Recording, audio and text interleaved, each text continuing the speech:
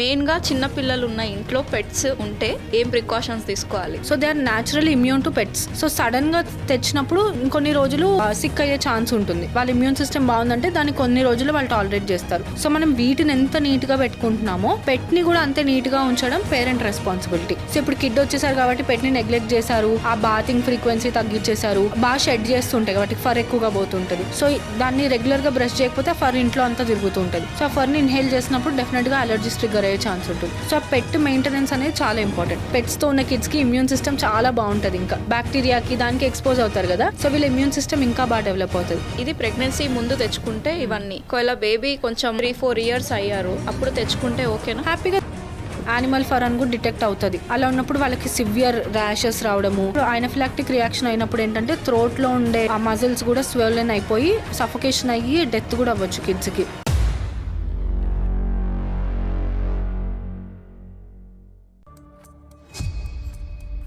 Hello శ్వేత గారు, ఎలా ఉన్నారు? హాయ్ సౌజన్య గారు, very very good. I'm glad that you have called me here. Thank you so much for coming.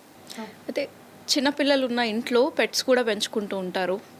Plants అంటే okay, కానీ pets అనేది కొంచెం సమ్వాట్ డేంజరస్ అనిపిస్తుంది నాకైతే. ఎందుకంటే అన్ని ఏరియాస్ తిరుగుతుంది, ఏం ముడుతుందో తెలియదు. దానికి కూడా సమ్ టైప్ ఆఫ్ మైక్రోబియమ్స్ అనేటివి ఉంటాయి. అది హ్యూమన్కి ఎంతవరకు ఎఫెక్ట్ చేస్తుంది? మెయిన్గా చిన్నపిల్లలు ఉన్న ఇంట్లో పెట్స్ ఉంటే ఏం ప్రికాషన్స్ తీసుకోవాలి?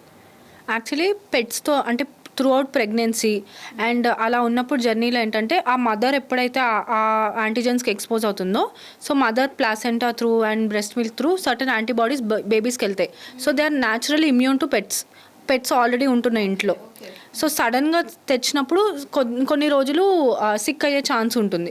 ఎందుకంటే వాళ్ళు అప్పుడప్పుడే ఎక్స్పోజ్ అవుతూ ఉంటారు. బట్ అది కూడా లిమిటెడ్. వాళ్ళ ఇమ్యూన్ సిస్టమ్ బాగుందంటే దాన్ని కొన్ని రోజులు వాళ్ళు టాలరేట్ చేస్తారు.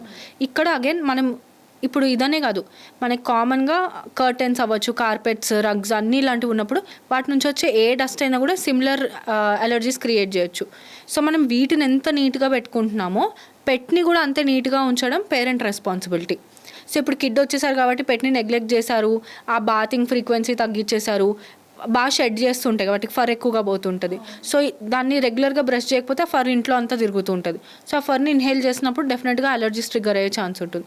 సో ఆ పెట్ మెయింటెనెన్స్ అనేది చాలా ఇంపార్టెంట్.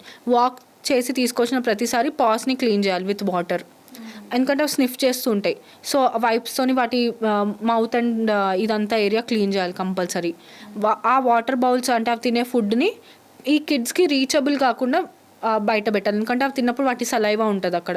సో ఈ సలైవాతో మిక్స్ అయినప్పుడు మళ్ళీ వాళ్ళ హ్యాండ్స్ పెట్టుకోవడం ఇలాంటివి లేకుండా చూసుకుంటే యూజువలీ ఇంకా వాట్ ఐ బిలీవ్ ఇస్ కిడ్స్తో అంటే పెట్స్తో ఉన్న కిడ్స్కి ఇమ్యూన్ సిస్టమ్ చాలా బాగుంటుంది. ఇంకా ఎందుకంటే ఇంకా ఎక్స్ట్రా సెట్ ఆఫ్ బ్యాక్టీరియాకి దానికి ఎక్స్పోజ్ అవుతారు కదా, సో వీళ్ళ ఇమ్యూన్ సిస్టమ్ ఇంకా బాగా డెవలప్ అవుతుంది, ప్రొవైడెడ్ అది హైజీనికల్గా వాళ్ళు పేరెంట్స్ హ్యాండిల్ చేసినప్పుడు.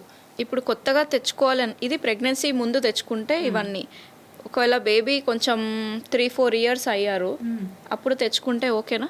హ్యాపీగా తెచ్చుకోవచ్చు.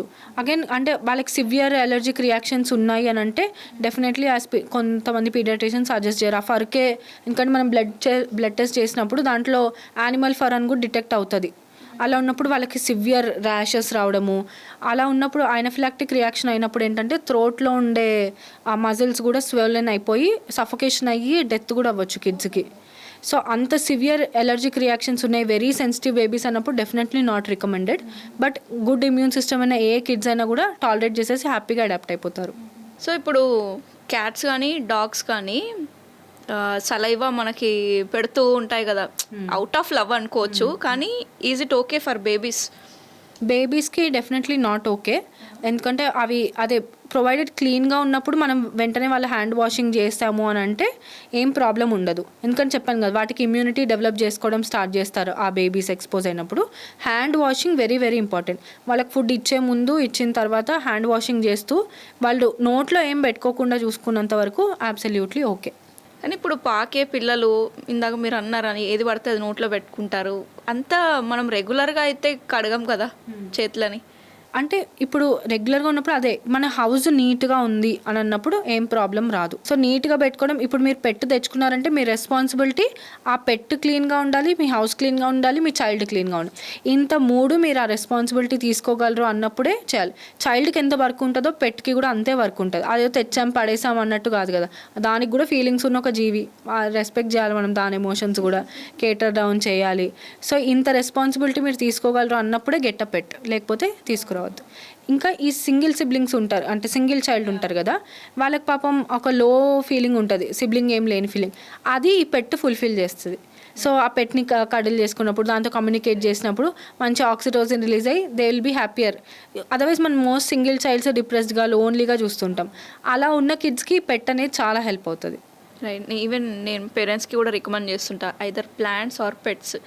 ఒకవేళ పేరెంట్స్ వాళ్ళు డిసైడ్ అయితే ఒకరే చైల్డ్ చాలు మాకు అనుకున్నప్పుడు దిస్ ఈస్ ద ఆప్షన్స్ అని.